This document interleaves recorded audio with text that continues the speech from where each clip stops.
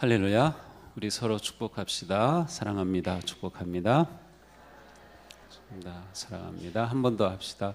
거룩한 삶을 삽시다. 거룩한 삶을 삽시다. 거룩한 삶을 삽시다. 네, 오늘도 주님의 놀라우신 은혜가 우리 가운데 풍성하게 넘치시기를 축복합니다. 우리가 살아가는 모습은 다 다릅니다. 또 우리의 가정도 다 다릅니다. 그러나 부모가 자녀를 양육하면서 가지고 있는 고민은 거의 같습니다.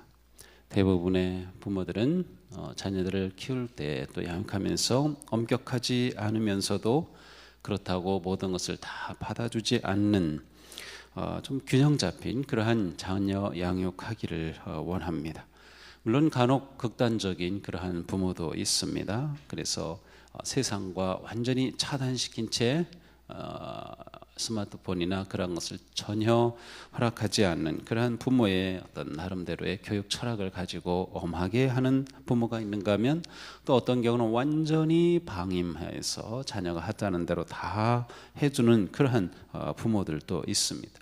그렇지만 부모들은 똑같이 누구나 다 자녀들이 행복하게 살고 그렇게 커가고 그러한 삶을 살기를 원하고 있습니다. 그러면 그리스도인 부모들은 우리 어떻게 자녀를 양육해야 할까요? 꼭 부모뿐만이 아니라 요즘은 조부모들도 또 손주들을 또 돌봐주면서 사실은 손주들은 자라면서 또 조부모와의 관계 속에서 자라기 때문에 이미 자녀들은 다 장성한 우리 할머니 할아버지들도 사실은 자녀 양육에 있어서 또다시 관심을 가지고 신앙인으로서 어떻게 키워야 할지 또 고민을 할 수밖에 없습니다. 성경은 어디에서도 자녀를 세상적인 기준으로 성공한 자녀로 키우라고 하지 않습니다.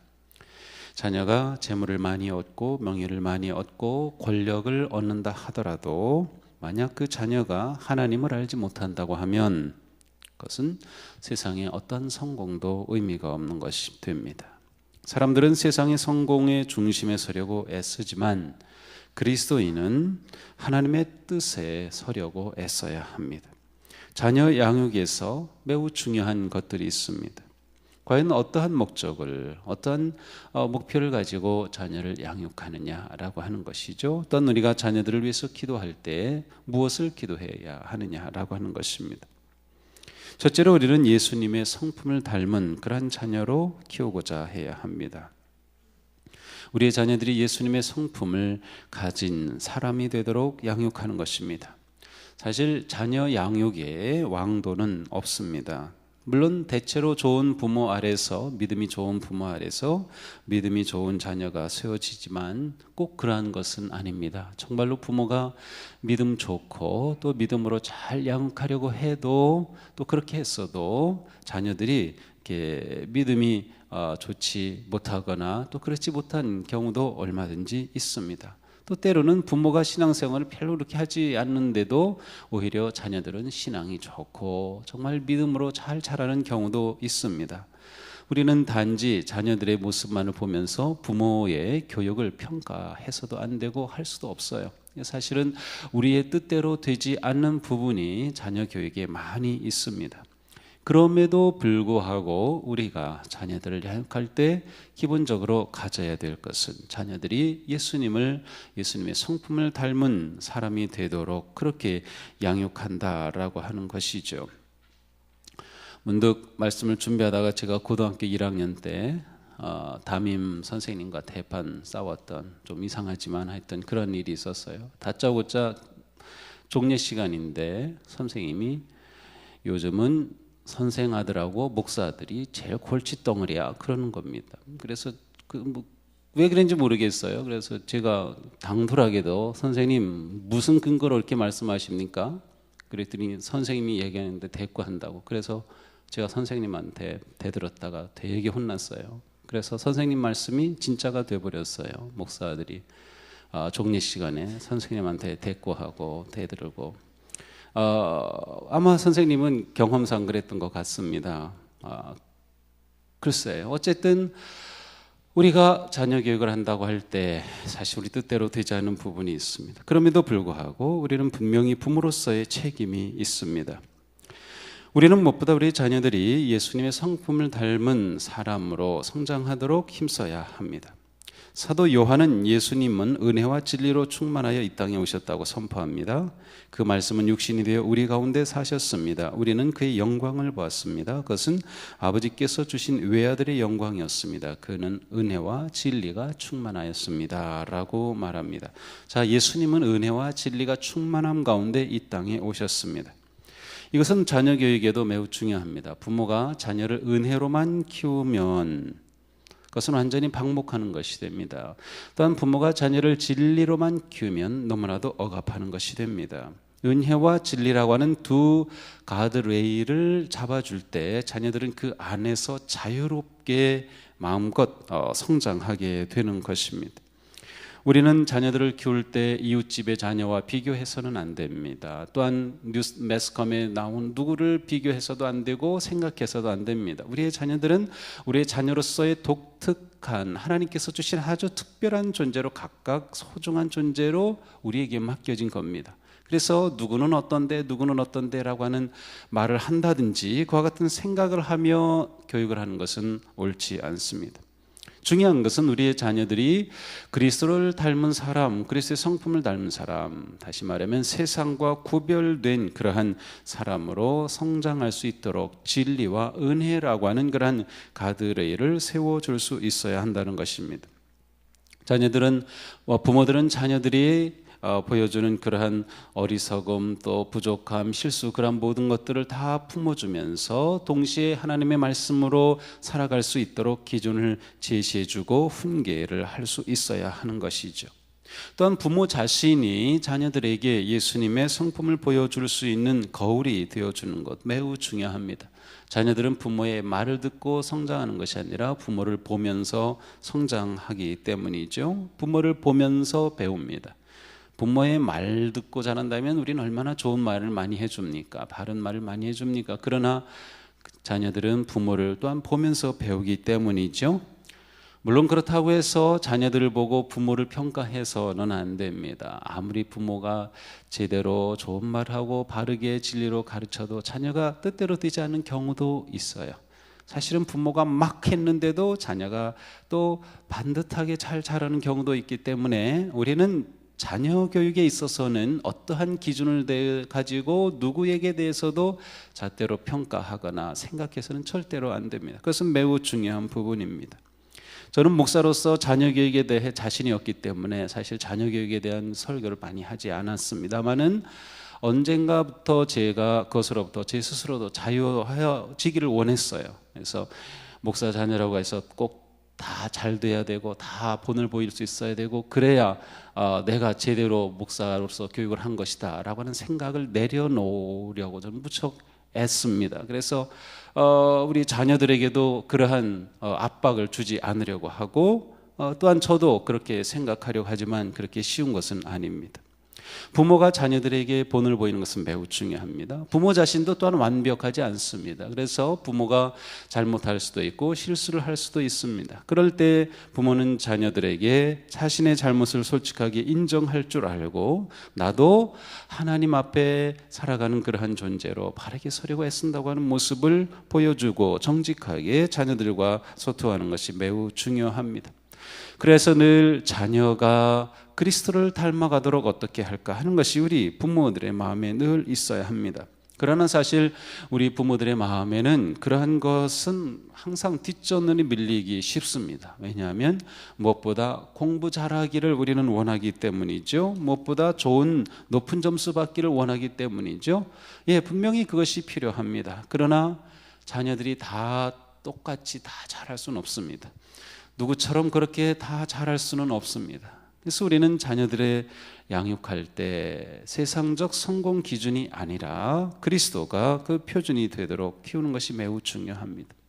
또한 우리는 자녀들이 하나님을 의지하도록 가르치는 것이 매우 중요합니다. 하나님을 의지한다. 이것은 자녀들이 평생 살아갈 그러한 삶의 길을 가르치는 것입니다. 아이는 태어나면 전적으로 부모를 의지하게 됩니다. 부모가 하는 모든 것에 그의 생명이 달려 있습니다. 그러나 아이는 점점 크면서 부모로부터 독립해 갑니다. 그러나 부모로부터의 독립은 동시에 하나님에 대한 의존으로 바뀌어야 합니다. 내가 부모로부터 독립된 존재로 살아가지만 그것이 끝이 아니라 하나님을 의지하는 사람으로, 그래서 성인이 된다. 부모의 양육과 사랑 안에 성인이 되어서 어떠한 존재가 될 것인가? 하나님을 의지하는 존재로 키우는 것입니다. 결혼식의 가장 중요한 것 가운데 하나는, 부모는 자녀에게 이제 나는 너에 대해서 모든 것을 내 책임으로, 너는 완전한 가정의 주체로 너를 맡기고 그렇게 떼어놓는다라고 하는 것과 같습니다. 그러나 한국의 부모들은 결혼시킨 이후에도 계속 애프터 서비스를 해주느라고 너무나도 힘들지요. 계속 끝까지 자녀들 책임지려고 합니다. 언제까지 그렇게 할 거죠? 자녀들이 하나님을 의지하도록 가르치는 겁니다. 하나님을 의지하도록. 그런데 하나님을 의지하도록 가르치기 위해 중요한 것은 부모가 하나님을 의지하는 것을 보여줘야 합니다. 그것은 가정에 어려움이 있을 때, 뜻대로 되지 않을 때, 힘들 때에 특별히 보여주게 됩니다. 야, 이런 상황인데 우리 엄마 아빠는 하나님을 의지하고 하나님을 끝까지 신뢰하는구나. 하나님을 의지하는 부모님이기 때문에 나에 대해서도 내가 이렇게 잘못했는데도 나를 받아주시고 내 인생을 하나님께 의지하고 맡기는구나. 부모님이 나를 위해서 늘 이렇게 기도하고 계시구나 라고 하는 것을 부모가 보여주는 것이 매우 중요합니다. 신명기의 말씀은 분명하게 밝히죠. 이것은 주 당신들의 하나님이 당신들에게 가르치라고 나에게 명하신 명령과 규례와 법도입니다. 당신들은 건너가 차지할 땅에서 이것을 지키십시오. 당신들이 주 당신들의 하나님을 경외하며 내가 당신들에게 명한 모든 주님의 규례와 법도를 잘 지키면 당신과 당신들 자손이 오래오래 잘 살 것입니다. 주님을 의지하는 자로 키우면 그 인생이 잘 될 것이라고 하는 것입니다. 믿음의 유산을 물려주고 믿음의 유산을 지켜갈 수 있게 된다고 하는 것이죠. 하나님을 의지하는 자로 세우기만 하면 부모는 자녀에 대해서 마음을 놓을 수 있는 겁니다. 하나님을 의지하는 자로 키우면 부모는 자녀에 대해서 마음을 놓을 수 있어요. 자녀가 계획대로 되지 않고 힘든 일을 당해도, 또 성인이 되어서 또 사업을 하면서 무너지고 잘 안 되고 그래도 부모는 자녀가 하나님을 의지하는 사람으로만 세워주면 염려를 놓아도 되는 거예요. 세 번째로, 우리는 일상 가운데서 거룩함을 드러내는 것이 매우 중요합니다. 일상의 삶이 자녀들에게 매우 중요하게 보여지기 때문이죠. 일단 우리는 일상 가운데서 하나님을 드러내는 삶을 사는 것이 매우 중요합니다. 신명기 6장에는 실용적 가르침에 관해서 이렇게 말씀합니다. 내가 오늘 당신들에게 명하는 이 말씀을 마음에 새기고 자녀에게 부지런히 가르치며 집에 앉아 있을 때나 길을 갈 때나 누워 있을 때나 일어나 있을 때나 언제든 가르치십시오. 당신들은 그것을 손에 매어 표로 삼고 이마에 붙여 기호로 삼으십시오. 집 문설주와 대문에도 써서 붙이십시오. 이것은 매일매일의 일상 가운데서 하나님 경외하는 삶을 살라라고 하는 것입니다. 자녀들의 마음에 하나님이 새겨지게 해야 됩니다. 자녀들의 마음에 하나님이 새겨지도록, 그래서 그들이 하나님과 관계 속에 자라가도록, 또한 하나님과 관계 속에 나아가도록, 그래서 성인이 되어서 스스로 그 관계 속에 믿음으로 살아갈 수 있도록 그렇게 양육하는 것이 매우 중요한 것입니다. 그래서 부모는 기회가 될 때마다 자녀들에게 하나님에 관해 생각할 수 있도록 그렇게 대화하고 묻는 것이 중요합니다. 무슨 일을 만났을 때, 학교에 갔다 왔을 때, 식사 시간에 대화하면서 너 기도해봤니? 하나님께 그거 가지고 기도해봤니? 내가 오늘 이 어려운 거 있는데 우리 함께 기도하자. 하나님께서 어떻게 인도하시는지 보자. 하나님께서는 선한 계획을 가지고 계셔. 너무 실망하지 마. 하나님은 너를 사랑하고 계신다. 하나님께서는 분명히 좋은 길로 인도해 주실 거야. 너의 인생은 하나님께서 잡으신 귀한 인생이야 라고 하는 것을 계속해서 표현하고 말해주고 그렇게 들려주는 것이 매우 중요합니다. 그것은 일상 가운데서 일상의 시간들을 통해서 나타나는 것이죠. 특별히 중요한 것은, 일상이 중요한 것은, 자녀는 부모가 교회에서와 아니면 교회에 갈 때 아니면 주일과 평일의 삶이 이게 완전히 다르면은 자녀들은 실망합니다. 교회 가서는 굉장히 거룩해 보이고 막 사람들한테 막 아주 친절하게 되고 막 그런데 평소에는 막 한다. 우리 아빠는 교회 갈 때는 참 좋은데 교회 갔다 오기만 하면 좀 달라. 그러면 그것은 문제예요. 일상이 거룩한 주님의 날과 구별되는 것이 아니라 똑같아야지. 일상이 거룩한 게 매우 중요한 겁니다. 네 번째로, 우리는 말씀에 따라 훈련하는데 열심을 다해야 합니다. 마땅히 걸어가야 할 그 길을 아이에게 가르쳐라. 그러면 늙어서도 그 길을 떠나지 않는다. 가르쳐라 라고 하는 것은 전해주어라, 투자해라, 이런 의미도 가지고 있어요. 자녀들에게 끊임없이 말씀을 투자하는 것입니다. 끊임없이 그들에게 진리의 말씀을 전해주는 것입니다. 자문에서는 자녀들에게 특별히 무엇을 가르쳐야 할지 여러 가지로 말씀하고 있는데, 재물을 관리하는 법을 가르치는 것이 중요하다. 너의 재산과 땅에서도 모든 첫 열매로 주님을 공경하여라. 그러면 너의 창고가 가득 차고 너의 포도주통에 햇 포도주가 넘칠 것이다. 책임감 있는 재정 관리를 자녀들에게 가르치는 겁니다. 무슨 경제 교육까지는 아니라 하더라도 내게 있는 이 돈, 용돈, 이것이 그냥 내 마음대로 쓰는 것이 아니다. 생각하며 쓰게 하고 하나님의 것을 구분하도록 가르치고, 하나님께 드릴 뿐만 아니라 그렇게 함으로 또한 바르게 사용할 수 있는 그러한 삶을 끊임없이 가르쳐야 됩니다. 재정교육은 특별히 요즘 더 중요하죠. 우리는 벌지 못하는 것보다는 어떻게 보면 번 것을 바르게 사용하지 못하는 것이 더 큰 문제이기도 합니다. 자녀들이 재물에 대해서 바른 가치관을 갖도록 가르치는 것이 매우 중요하죠. 또한 우리는 친구를 신중하게 선택하도록 그렇게 가르쳐야 합니다. 지혜로운 사람과 함께 다니면 지혜를 얻지만 미련한 사람과 사귀면 해를 입는다고 말씀합니다. 왜냐하면 특별히 청소년기 어린 시절의 아이들은 친구의 영향을 가장 많이 받습니다. 그래서 어떤 친구를 사귀느냐, 갑자기 아이의 입에서 욕설이 막 튀어나온다, 분명히 그런 친구가 지금 생긴 겁니다. 이상하게도 좋은 것은 잘 본받지 않고 이 나쁜 것은 금방 따라합니다. 그래서 친구를 신중하게 사귀도록, 물론 그리스도인으로서 사람을 차별 대우한다거나 그러나 그렇게 가르쳐서는 안 됩니다. 그렇지만 정말 가깝게 지내는 친구를 신중하게 선택할 수 있도록 가르치는 것이 매우 중요합니다. 또한 친구들과의 어떤 관계가 있는지, 자녀와 친밀한 관계 속에서 그런 것들을 이렇게 파악할 수 있어야 합니다. 요즘은 아이들의 친구 관계가 아이들의 삶의 거의 대부분 중요한 것들입니다. 그래서 그것 때문에 또 왕따 당하면 완전히 그냥 아이가 자기 삶을 그냥 포기하기도 하고, 정말 그러한 세상이에요. 그래서 친구를 신중하게 선택하도록 가르치는 것. 또한 우리는 생명의 말을 하도록 가르쳐야 되죠. 왜곡된 말을 내 입에서 없애버리고 속이는 말을 내 입술에서 멀리하여라. 말은 엄청난 힘을 가지고 있기 때문에 말의 능력이 사람의 모든 것을 결정하게 됩니다. 말이 부패하면 그 인생은 부패합니다. 말이 악하면 사람도 악해지게 됩니다.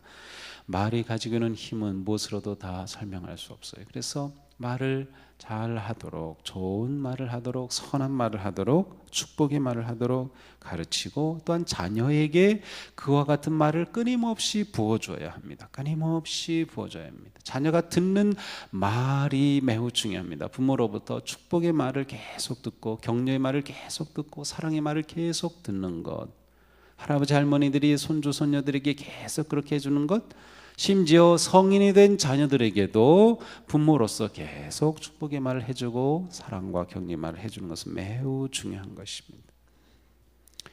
또한 우리는 책임감을 가르쳐야 되죠. 우리가 잘 아는 말씀, 게으른 사람아 개미에게 가서 그들이 사는 것을 살펴보고 지혜를 얻어라. 개미는 우두머리도 없고 지휘관도 없고 통치자도 없지만 여름 동안 양식을 마련하고 추수 때 먹이를 모아둔다.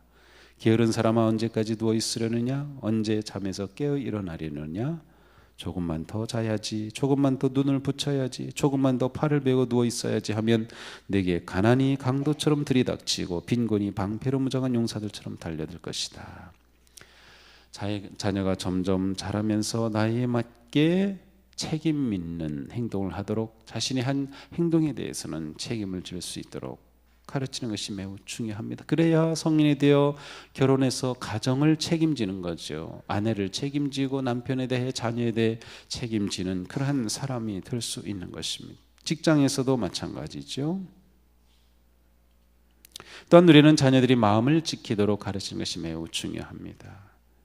자녀들이 마음과 생각을 그리스도 안에서 진리의 마음과 생각을 지켜나갈 수 있도록. 왜냐하면 이 세상은 계속해서 그러한 선하고 바른 생각과 마음을 무너뜨리기 때문에 엄청난 도전을 받기 때문에 부모인 우리들조차도 얼마나 그것이 어려워요. 자녀들에게 그와 같은 마음을 지킬 수 있는 굳센 믿음의 사람으로 키우는 것이 매우 중요하다. 또한 우리는 나누는 삶과 하나님을 경유하는 삶을 살도록 가르치는 것이 매우 중요하다. 결국 이런 모든 것들을 한마디로 요약하면 자녀들이 거룩한 삶을 살아가도록 거룩한 교육이 있어야 한다는 것입니다. 그래서 우리 그리스도인의 가정에서는 그 교육의 모든 방향과 내용과 초점이 거룩함이어야 합니다. 하나님을 닮은 세상과는 구별된 가치. 근데 놀랍게도 이렇게 되면 자녀들이 세상에서 존경받는 자들이 됩니다. 인정받는 자들이 됩니다. 믿음으로 바르게 살았는데 세상에서 인정받지 못하고 존경받지 못하는 자가 되는 경우는 없습니다. 한번 그런 사람이 있으면 얘기해 보세요. 절대로 없습니다. 우리가 세상적 기준으로, 세상적 성공으로 자녀를 가르치지 않았음에도 불구하고 말씀으로 거룩하게 가르치면 그들이 세상적으로 존경받아요. 그래서 우리가 이러한 믿음을 확고히 가져야 합니다. 확고히 가져야 돼요. 자녀들에 대한 기대를 결코 포기하지 말고, 또 우리 가운데는 이미 성장한 자녀들 다 커서 손주까지 있고 자녀를 둔 그러한 자녀들이 있는 우리 할아버지 할머니들도 계셔요. 그래서 지금도 그 자녀들을 위해서 기도하고 애쓰는 분들이 계십니다. 포기하지 마세요. 분명히 부모가 축복하며 기도하며 하나님께 눈물로 나아가는 그 자녀를 하나님은 버리지 않으신다는 믿음을 가지세요. 그리고 우리가 자녀들을 다 책임질 수 없기 때문에 언젠가는 그들을 놓아줘야 하고 그들이 믿음 위에 독립해서 서야 합니다. 그래서 우리들은 그 자녀들을 그렇게 축복하며 가르치는 것입니다. 그렇게 인도하는 거죠. 그래서 우리의 모든 자녀들이 내게 믿음의 부모가 있는 것이 얼마나 복된지, 내게 믿음의 할아버지, 할머니, 믿음의 가족이 있는 것이 얼마나 복된지, 내게 교회라고 하는 공동체가 얼마나 소중한지 그들이 미처 모르지만 그들이 그러한 큰 은혜와 복 가운데 성장할 수 있다고 하면 우리의 가정 또 우리 교회는 다음 세대에 큰 기대와 소망을 가지게 됩니다. 우리 교회 모든 가족의 자녀들이, 특별히 오늘 또 이곳에 와 있는 우리 어린이도 있고 우리 학생들도 있고 청년들도 있는데 우리가 이들을 늘 축복하고 기도하고 이들을 볼 때마다 사랑하고 품어주고 정말 이들이 믿음 안에서 잘 훌륭한 하나님의 사람들로 세워져 가도록 그렇게 축복하는 우리 어른들과 같은 공동체가 되어 거룩한 교육으로 거룩한 사람을 세워내는 우리 모두가 되기를 주님의 이름으로 축복합니다. 기도합시다.